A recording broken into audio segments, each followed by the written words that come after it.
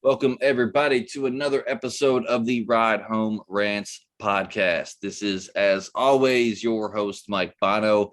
I got a great episode for us today, but first and foremost, the Ride Home Rants podcast is brought to you by Steve Sabo and his three books, that is Jester's Run, How to Fail at Stand-Up Comedy, and Kayla's Gone. You can find all three of these books at his website, stevesabo.com, or on Amazon, wherever you get your books. If you type in the promo code RIdeHomeRants, you will get free shipping on all three of these books. They are phenomenal. I have finished How to Fail at Stand-Up Comedy and Jester's Run. They are complete page turners. Once again, stevesabo.com, type in the promo code RIdeHomeRants, and you'll get free shipping on these books.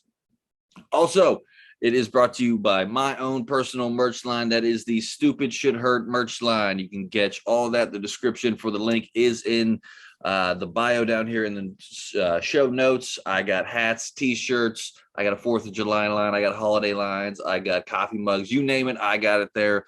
Go there, get your stuff today before it runs out. All that being said, my guest today is the current head coach of the Bethany college soccer team. He was also a player there. He has won a national championship with the team and just won the 2021 PAC soccer championship as a coach.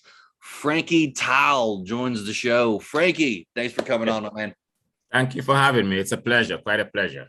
Hey, not a problem. So how did you find Bethany College back when you were a student there?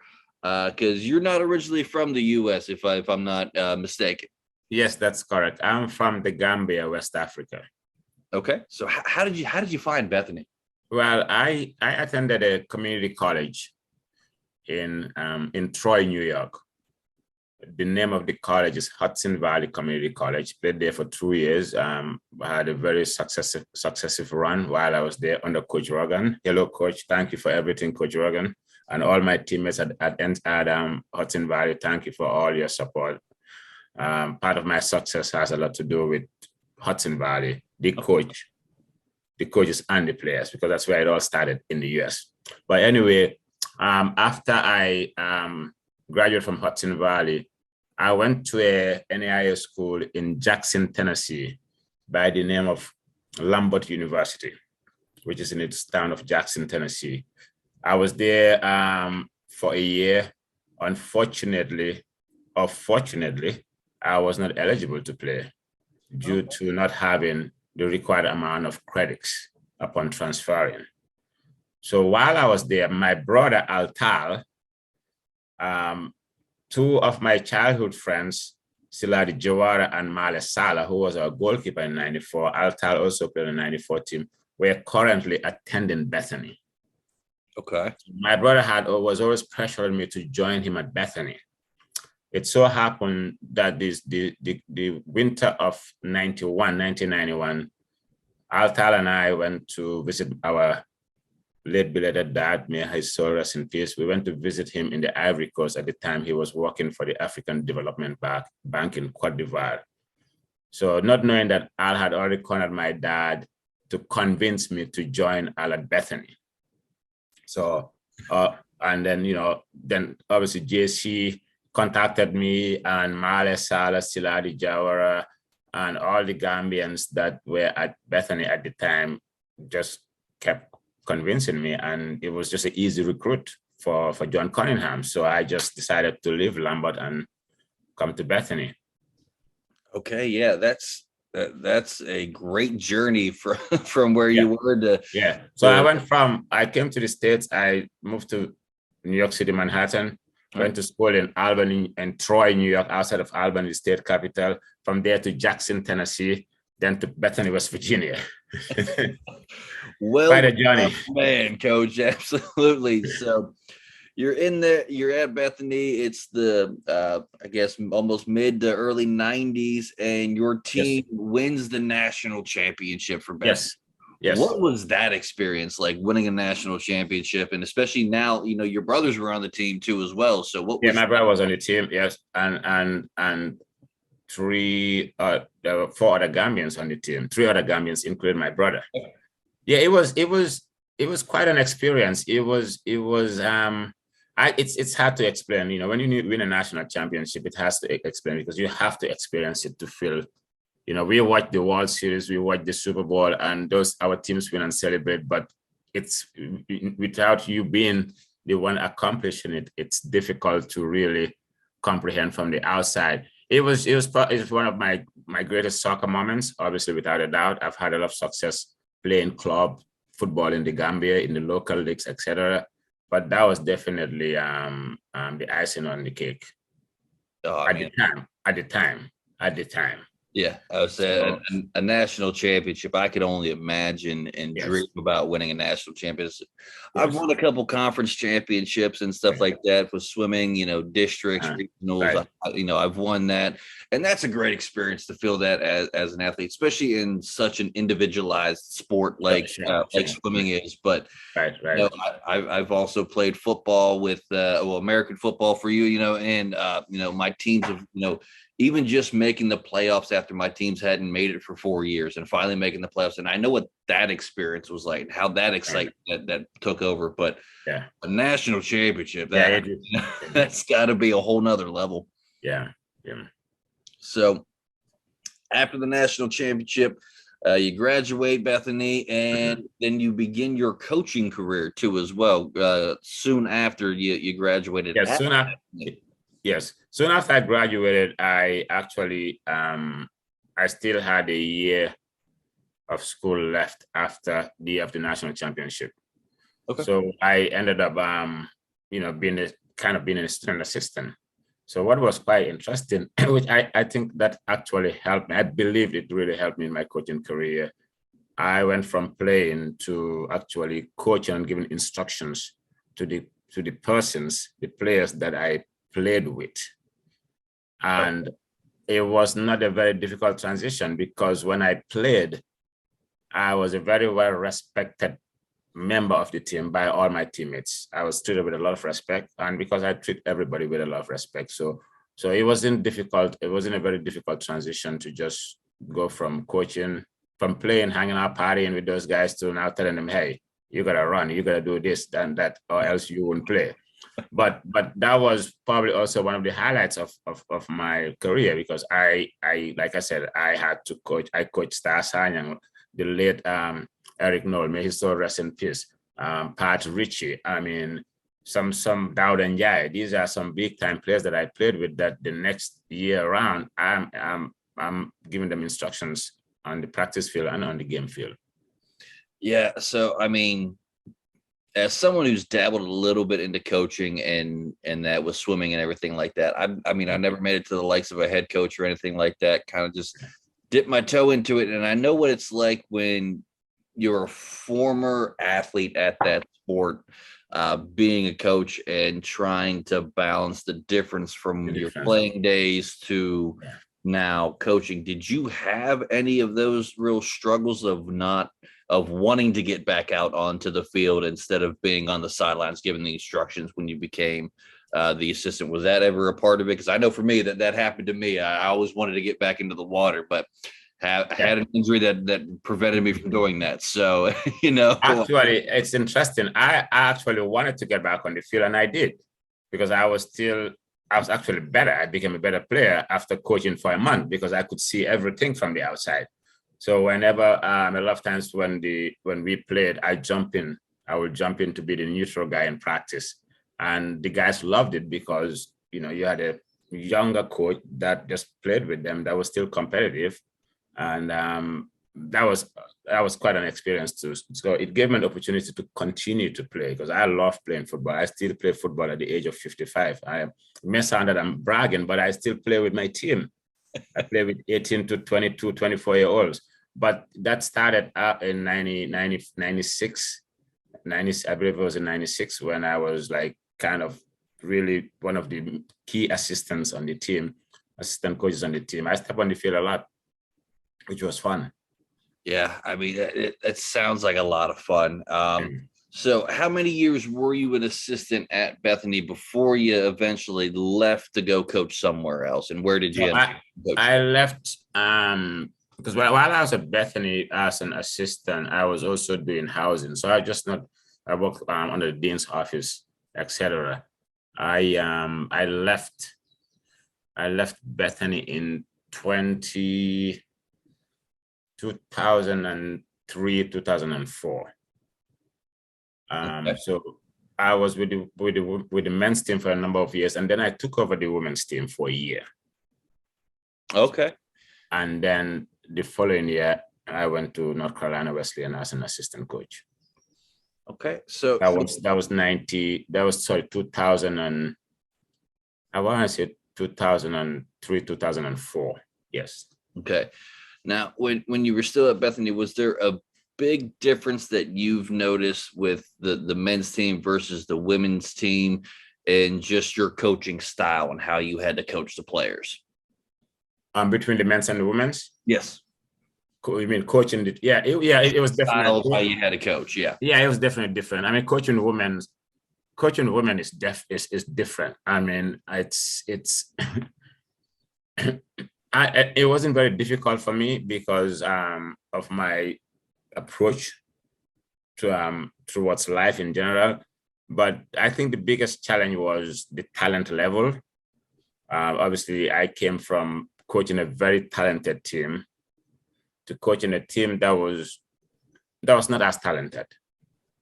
And I had to immediately realize that I was in coaching, the Pat Michaels, the Star Sanyans, the Pat Riches, the Marcus Overhoys, the Stewart Bracious. I mean, these were like elite players that I had the luxury, the Mikey Gallos, the J.R. Corris, the Mike Stamans, so the Randy Shaz. So that was that I had to realize that I'm coaching females, and also the skill level of that team was nowhere close to the skill level of the Bethany teams I was a part of as an assistant coach. So it wasn't a very difficult transition. It was difficult to watch the men's team play and not being a part of it. The first couple of weeks, that was difficult because I still wanted to be with the men. But obviously I was given I had the luxury of being the head coach. It was my first intercollegiate head coaching job with the women's team. A lot of people don't realize that too. So also thank you, Bethany Women's Soccer, for giving me that opportunity, because that was the first head coaching position I've had at the college level. Yeah. So, I mean, okay. So now you leave your transition, and you said it was in North Carolina Wesleyan. You were a coach there. How many years did you coach there, and what made you want to come back to Bethany to now be the head coach of the men's team there? I was at NC Wesleyan, North Carolina Wesleyan College, for 15 total years. Okay. For 7 or 8 years as an assistant. I think it was 8 years as an assistant and 7 years as a head coach, vice versa. I can't remember exactly. Okay. Yeah. So, and I had a very good 15-year span at NC Wesleyan. Incredible coach, some incredible players, coach with some incredible coaches too. Thanks to Jason Kilby for hiring me and having the faith to have me as his assistant, and also recommending me to take over as the head coach upon graduating. Actually, I'm going to see Kilby this weekend, and we're going to one of my former assistants' wedding at the Eastern Shore of Maryland. So I'm looking forward to seeing him and his wife and his kids. Yeah, but that's so 7 years as a head coach. And what made me come back to Bethany?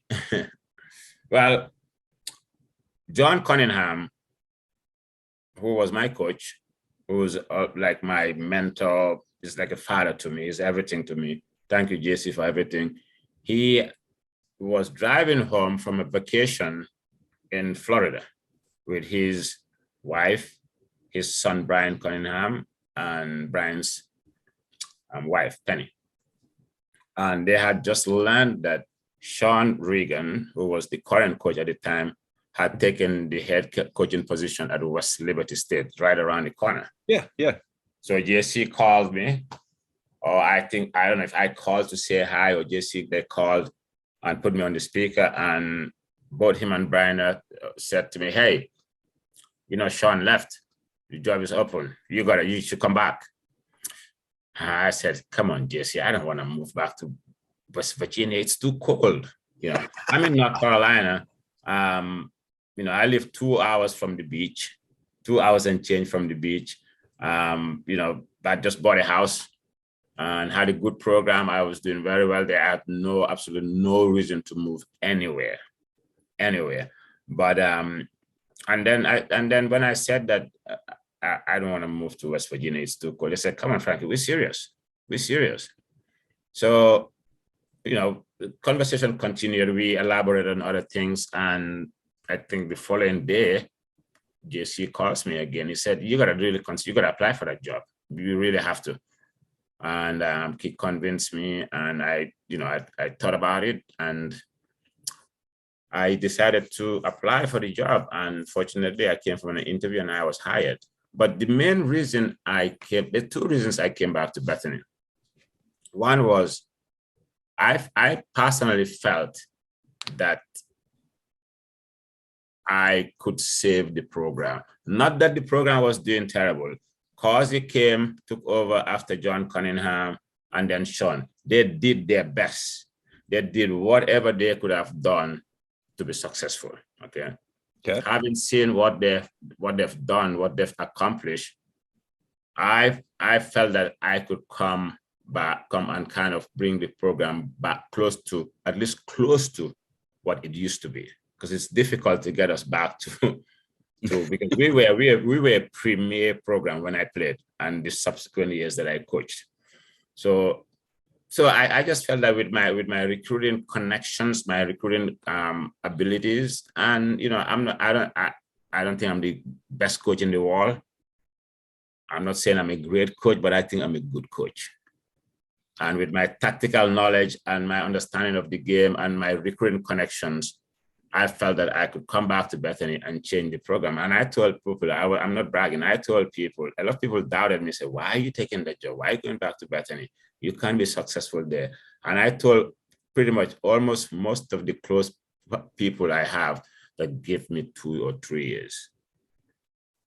Okay. And we did it within 2 seasons, because 2020 there was no season. Right. So we really did it within 2 seasons. So that was quite an accomplishment. But that is basically the main reason I came back here, because I wanted to put Bethany back on the map. We deserve to be back on the map. Bethany, at one point, Bethany, Ohio Wesleyan, and Elizabethtown had the most NCAA appearances in Division III at one point. We missed the playoffs for about 20 years. Now, again, it's again, like I said, the coaches that we had before me did their best, and that they did as much as they could and carried the program as far as they could. I was just fortunate to come and take it from there and elevate it and take it to the next level. I was going to say, yeah, that brings me to my next point too. Winning the 2021 PAC soccer championship while you were there as a head coach. So you won a national championship as a player. Now you're winning a conference championship as a coach. Right. Take me through a little bit of, the different emotions that you went through that run in 2021 to eventually win the conference championship there. Well, I'll tell you one thing. Emotionally, the thrill winning the conference as a coach was much more epic than winning it as a player for some reason. Okay. Yeah, without a doubt. I know every player wants to win the national championship, but winning it and just seeing it happen and evolve, it was amazing, because we started on a slow. We started, I think we were. We had I can't remember the record, but we had 1, 2, lost 4, 5, and blah blah blah, and then we just went on a run. It was a roller coaster ride at the first half of the season, but then once we hit our peak, we were just on the rise. Yeah, I mean, Being there and watching as many games when I was a student and an athlete there at Bethany, I actually even got to announce when I was there. It was in 2008 or 9. The men's team made it to the PAC championship finals. I was actually the sports director of the radio station at that point, and I got to announce the game. So I know what it was like sitting up above watching the game unfold and all the different emotions that were going through in that just that championship game. Unfortunately, through to an unfortunate bounce, we lost that game and became the runner-ups. But I mean, just as a bystander, just the emotions that I was going through and trying to keep myself in check from announcing the game. And trying not to get too excited as to what was going on. But I can only imagine being on the sidelines and being the coach in that type of game. Like I almost dream about being that, and you got to live it. So take me through the emotions of the big game. Well, the big game, first and foremost, is probably one of the most, from an inter-college standpoint, it was probably one of the most exciting, and in terms of the competitive nature, the ambience, the crowd and everything, it was just incredible. It was packed. I felt as if I was coaching in like one of the lower leagues in England, one of those Sunday leagues that are just absolutely packed with people. There were fans that had fire flares. I don't know why they were allowed to have it. And some of them had like horns and drums. There was actually a fight broke up. As a matter of fact, after the game, the Franciscan fans had to be evacuated. Our fans had to wait, and the Franciscan fans had to be evacuated before our fans, because to avoid some kind of conflict. And this is a Division III conference championship game. Right. So I just remember Franciscan is a great team. They beat us early in the year. They beat us 4-1, a game that we just played poorly. We had a bad run for like 15 minutes and they scored 3 quick goals, and next minute it's 4-1. We continued to get better. We continued to get better, and our confidence grew. We got to a point where, just like in '94, we got to a point we just didn't believe that we could lose. And I was so confident of that, and along with my coaching staff, that the players started to believe. Because I believe, I don't think we're the best team. The best team doesn't win all the time. Well, we were the best team because we won it all. But I think we play the best style of soccer in the conference. Again, that's just my opinion. No disrespect to the other coaches. I think we play the best type of football because we have a lot of skilled players that can play in that manner. And I am the type of coach that loves to watch that soccer. Therefore, I have to coach that style of soccer. I will do. So I recruit skilled players that can play like the Manchester Cities, like the Barcelonas, like Brazil, like France, etc. Okay. So going back to the trail, I just remember we were up, and everybody's nervous, like the last 10, 15 minutes, and I'm just walking up and down, pacing myself, and I kept saying, we got this. That's something I always say at the end of games when it's just really tight. But everybody's so tense. I said, we got this. We got this. And I could just, once we scored the third goal, you just knew it was over. There was not enough time for them to equalize, to score and score again, tie the game and take it to overtime and PKs. And at that point, I just knew, you shouldn't assume, but I just knew that, this is all wrapped up. And when the clock started to tick, I could just feel just the anxiety and the thrill. And as the final whistle blew, everybody just ran. But I wanted to run with the team, but you have to win with humility. I walked up straight to the coach, shook his hand. My assistant followed me. We shook his hand and shook his the coaching staff, and then we ran to the crowd. And that's probably my best soccer moment ever up to this day. Running from one side of the field to the other side to meet our fans and our players. And since we have a lot of internationals, they all had their flags It was amazing. It was absolutely fabulous. I've never seen such a sight at a Division III championship game. Never. Yeah, that sounds like just a great environment to be a part of, and just the witness that. Congratulations to you, Coach, for that. I Thank mean, you. that's a huge accomplishment, you Yes. know, and especially at Bethany. Like I said, I've been a student there. I keep up with the sports and everything that goes on there, and I love to see Bethanians having success, especially somebody who was a student and a Right. student athlete, and now is the coach. To have that type of success, that is amazing, Absolutely. Yeah. and congratulations to you. But you mentioned a little bit your playing style and how you coach. So you said you have some skill players. So what do you look when you're now recruiting for Bethany? Are you only looking for those skill type of players, or are you trying to balance it out a little bit? I try to balance it out, but like there's different types of schools of thought. I mean, a lot of coaches, again, no disrespect, it's just how I feel. I think a lot of coaches in this country, again, no disrespect to everyone. I respect American soccer and all my coaching counterparts, blah, blah, blah. But it seems like there's a lot of emphasis on speed and size. Okay. Yeah. My main emphasis is skill. When I go recruiting, I'm looking at the player's ability to play out of pressure. That is number one. You have to be able to play out of pressure. It's the same as a football player. You're a wide receiver, you catch the ball and the cornerback comes, you gotta get out, right? Right. So just having speed and size doesn't make you shake and bake that wide receiver to get away. So I'm looking for like an Allen Iverson, like a Kobe Bryant, like a Jason Tatum. Okay. Now I'll get a Damon Green too, because you need that guy. I'll have one Dennis Rodman, but for the most part, I want my Kobe Bryants, my Jason Tatum, my Ingram. You know, I'm a Duke fan, so I'm a little biased. I'm naming all these Duke guys.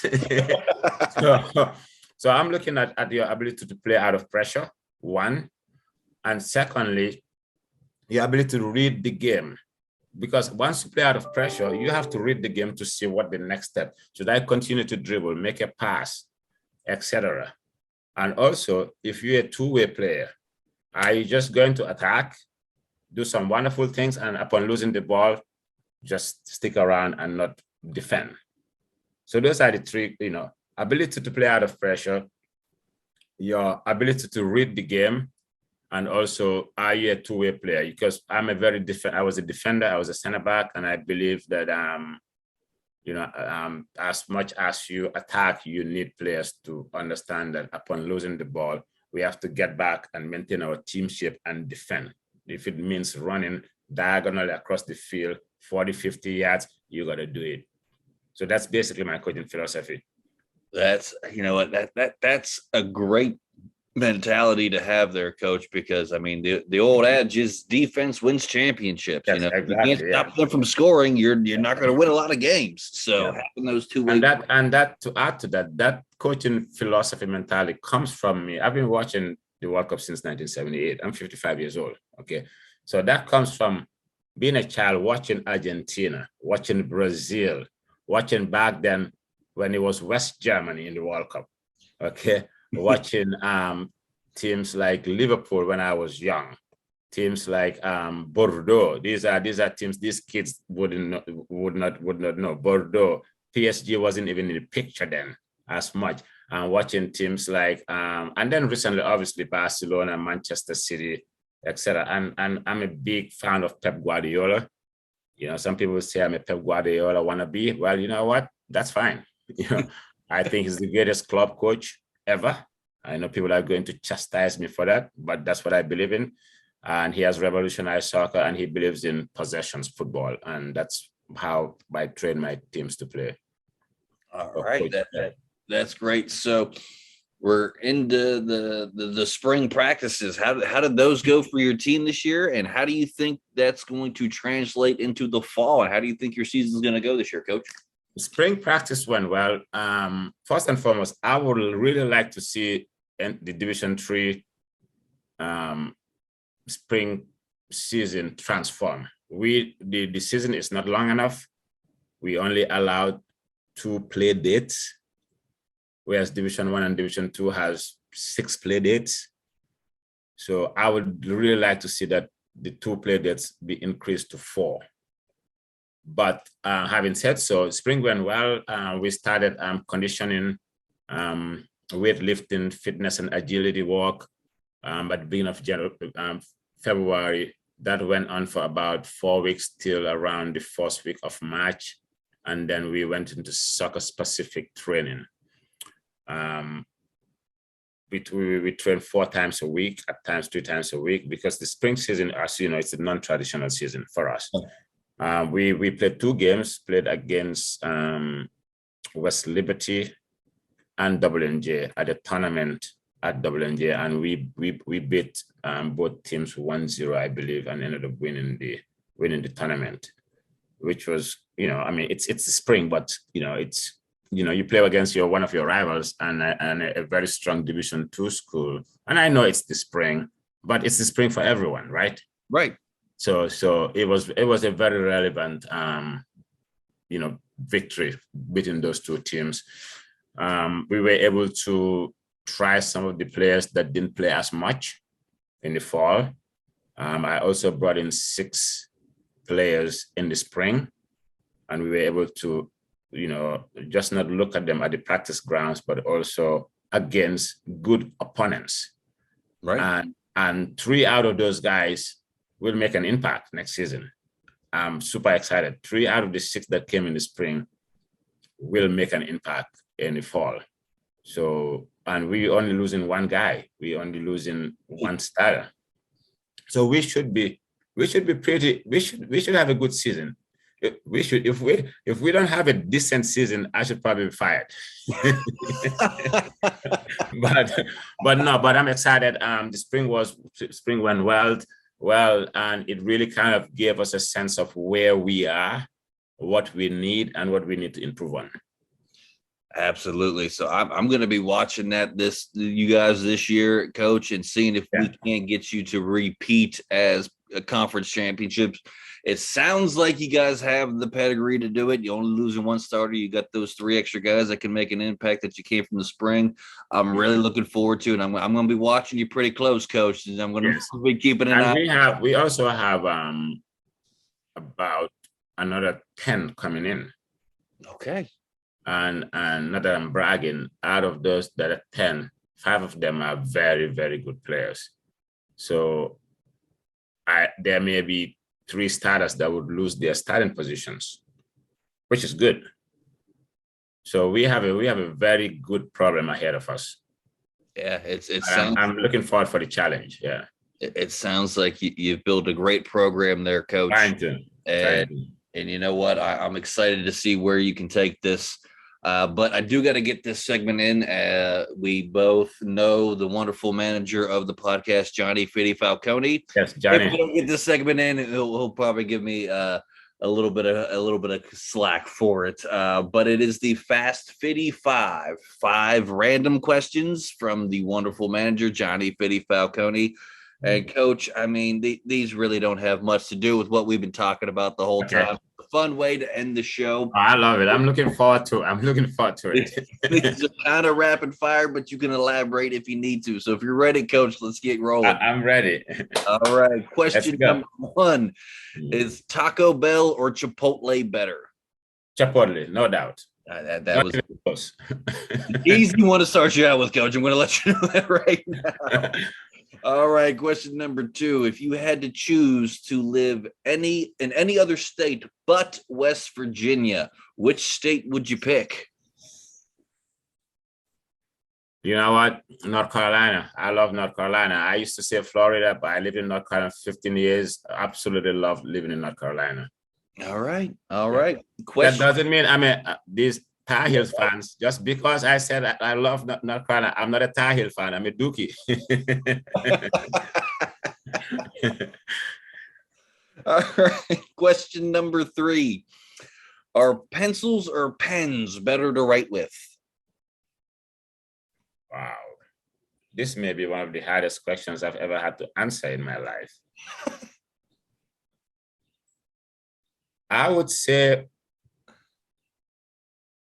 I would say pencil, because personally, I have to write with a specific type of pen. Yeah. Whereas I could write with any type of pencil. All right. So pencil. I'm with you on that, Coach. I got to have a good pen when I'm writing. I get that 100%. Question number 4. The better flavor of Doritos is Cool Ranch or the original nacho cheese flavor? You know what? Unfortunately, I don't eat dairy and I don't eat meat. So I don't know if I can answer that. Ooh. All right.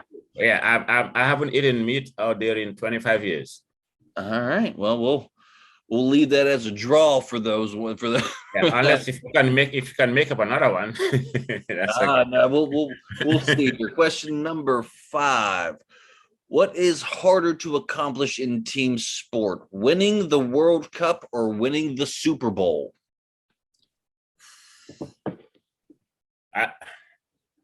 I think winning the World Cup is harder, and I tell you why. Because 99.9% of the time, the team that's predicted to win the World Cup wins it. Okay. I'm not quite sure if that's with the Super Bowl. I've seen teams that were not supposed to be even in the Super Bowl finals winning the Super Bowl. So I would say winning the World Cup is a lot more difficult because it is the whole world, whereas the Super Bowl is just the United States of America. Okay. I get it. I've watched the World Cup and just the grunting task that is, Right. To get to that's get to the quality. You have to go through the qualification process. Absolutely. Yeah. In your region. And then you have to go through your group stages. And then you get through the knockout stages. Yeah, it is. And it's also it's 6 weeks long, 6-7 weeks long. Right.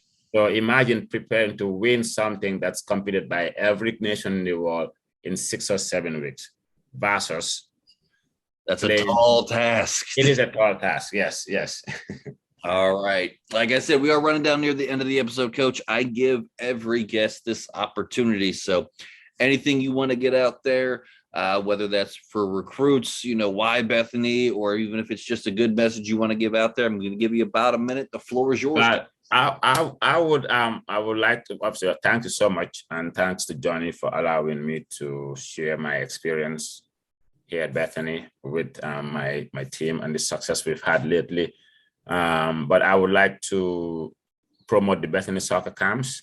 Yeah. We have a youth camp and a boys and girls camp starting starting July 6th.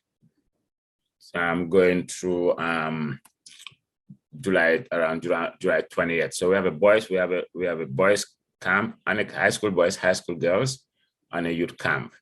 I would like to send you the information. Maybe you can help promote that for us. I don't know how that works with what you do. Absolutely. But we have a great camp here. I've been working the Bethany soccer camp since I was a student here. It's been going on for like 40 plus years, one of the best residential camps in the country. So I'll encourage anyone in the Ohio Valley or wherever you may be that has a child from the ages of 8 going through 13 to sign up for our camps. I will be sending the information to you for sure. But I want to just thank obviously my parents, my grandparents, my parents, my aunts and uncles that nurtured me, my best friends. I want to give special thanks to my best friend Gwen Tomasi, who was the first person to take me to play in an 11v11 game in 1977. I was like 11 years old, playing a big field. And I want to thank all my coaches. I will not mention any names. Obviously, I want to thank Coach Rogan, Coach Cunningham, and Coach Matt Jackson that coached me at Lambert the 1 year I was out there. But I want to thank all my coaches in the Gambia that really helped and nurtured me. I want to thank Real de Banjul. It's my favorite club team after Banjul. Real de Banjul is the reason I love soccer. Real de Banjul has a lot to do with where I am. So thank you, Real de Banjul, for being such a great club, and accepting me to be that crazy fan that was always getting kicked out of the stadium by the police for trying to be a hooligan. That was me growing up. But thanks to everyone, and also thanks to the Almighty up there, because without him, it's not possible. All right, Coach. That is a phenomenal way to end the show. Yeah, get me that information. I will put that in the show notes for those soccer camps there at Bethany. Anybody, go and check those out. Go see my man, Coach Frankie here, and it's going to be a great time. Yeah, Coach, get me that information. I will get that put in there for you. Not a problem at all. Thank you so much. Going to do it for this week's episode of the Ride Home Rants podcast. I want to thank Coach Frankie Taal for joining the show today. This was a great episode. I love talking to Bethanians, people who are there. As always, everybody, if you like the show, be a friend, tell a friend. If you don't, tell them anyways. They might like it just because you didn't. That's going to do it for me, and I will see y'all next week. Ciao.